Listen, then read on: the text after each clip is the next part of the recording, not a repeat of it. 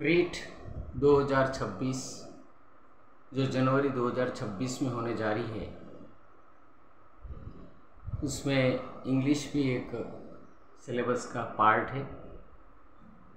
इसके अंतर्गत कंजंक्शन और प्रीपोजिशन शामिल है।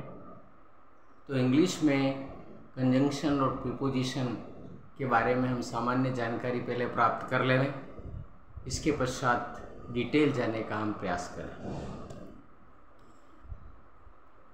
सबसे पहले पढ़े हम बिटवीन, एमंग, बिटवीन दो के बीच में, एमंग दो से ज़्यादा के बीच में, नॉट ओनली बट आल्सो, न केवल बल्कि भी, इन, अंदर, अगर किसी के अंदर, घर के अंदर, कमरे के अंदर कोई चीज़ है, व्यक्ति है, स्थिर है तो इन, और इनटू, अंदर, बाहर से गति करता हुआ जो अंदर आए उसे इनटू कहते हैं। जैसे the fox jumped into the well.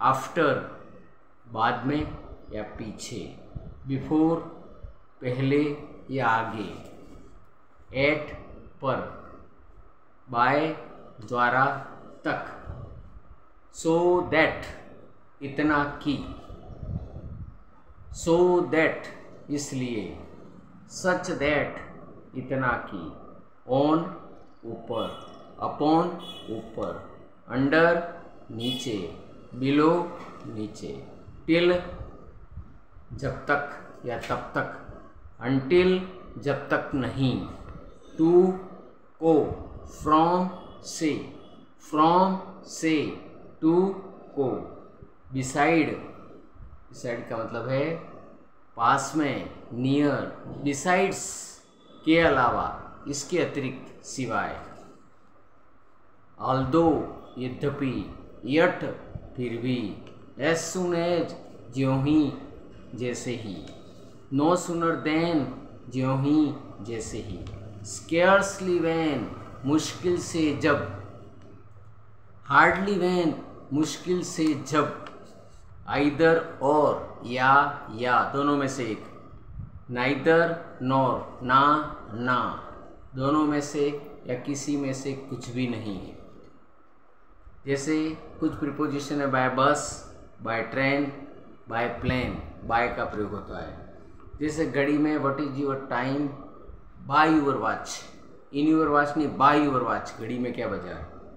Inside, अंदर, आउटसाइड, बाहर, बोथ एंड, दोनों और, ड्यू टू, कारण से, बिकॉज, क्योंकि, बिकॉज ऑफ, क्योंकि, साइड, किनारा, बाय साइड, किनारे, एलोंग विथ, साथ साथ, एक्रॉस, आर पार, इस पार से दूसरे पार।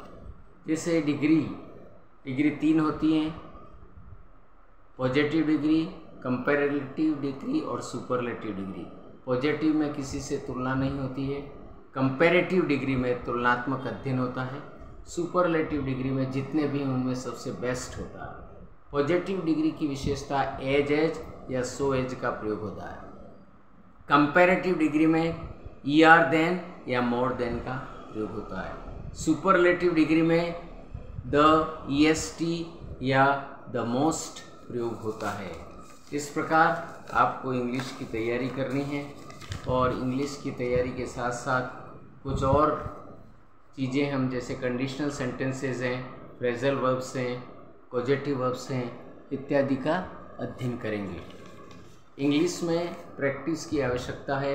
इंग्लिश के पुराने पेपर सोल्ड देखें, क्योंकि उसके आधार पर ही प्रश्न नया का फॉर्मेशन होगा। इसलिए आप याद रखें कि पेपर का फॉर्मेशन पुराने पेपरों के आधार पर ही होगा। अनसीन पैसेज भी आएगा, फ्रेजल वर्ब्स भी आएंगे, इडियम्स भी आएगा, वन वर्ड सब्स्टिट्यूशन भी आएगा। इस प्रकार हमें ध्यान से तैयारी करनी है। कोई प्रश्न कठिन नहीं है, केवल अभ्यास की आवश्यकता है। Thank you.